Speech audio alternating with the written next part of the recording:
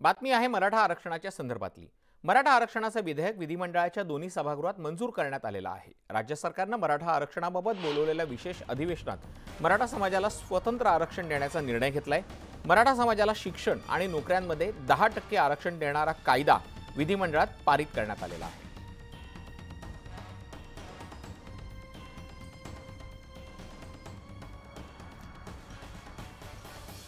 मराठा आरक्षणाच्या विधेयकातले नेमके कोणते मुद्दे आहेत यावर एक नजर टाकूयात। मराठा समाजाला 10% आरक्षणाची तरतूद करण्यात आलेली आहे। मराठा समाजाला नोकरीत 10% आरक्षण मिळेल, शिक्षणातही 10% आरक्षण असेल। मराठा समाजाला स्वतंत्र संवर्गातलं आरक्षण मिळालेलं आहे। ओबीसींना मिळणाऱ्या सर्व सवलती लागू होणार नाहीयेत।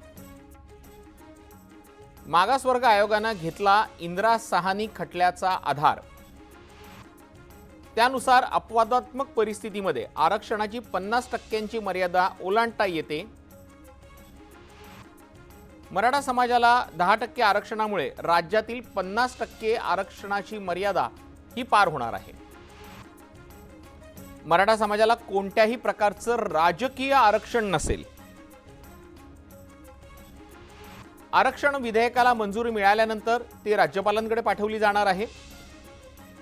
राज्यपालांच्या स्वाक्षरीनंतर विधेयकाचं कायद्यात रूपांतर होईल। राज्यात मराठा आरक्षण तातडीने लागू होणार आहे। विधिमंडळाने मंजूर केलेलं मराठा आरक्षण हे केंद्रात लागू नसेल।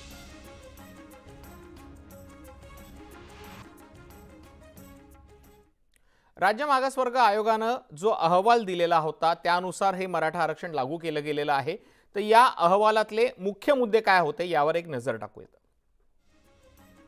मराठा समाजाची लोकसंख्या ही 27% आहे। 2.5 कोटी कुटुंबांचं सर्वेक्षण करण्यात आले।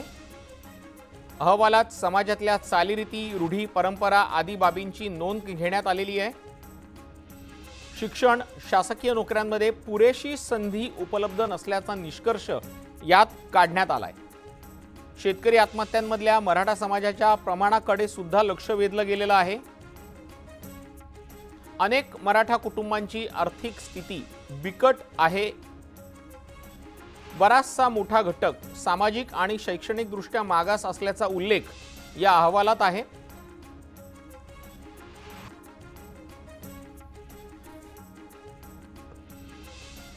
मुख्यमंत्री एकनाथ शिंदेंनी मराठा आरक्षण विधेयक विधिमंडळाच्या पटलावर ठेवलं। विधेयक विधानसभेत एकमताने मंजूर करण्यात आलं। ओबीसी आरक्षणाला धक्का न लावता मराठा समाजाला कायद्यात टिकणारं आरक्षण आम्ही देत आहोत, असं मुख्यमंत्री म्हणाले। मराठा समाजाचं आरक्षण कोर्टात टिकेलच। राज्य सरकारने घेतलेला निर्णय मोठा आणि धाडसी आहे, असंही एकनाथ शिंदे म्हणाले।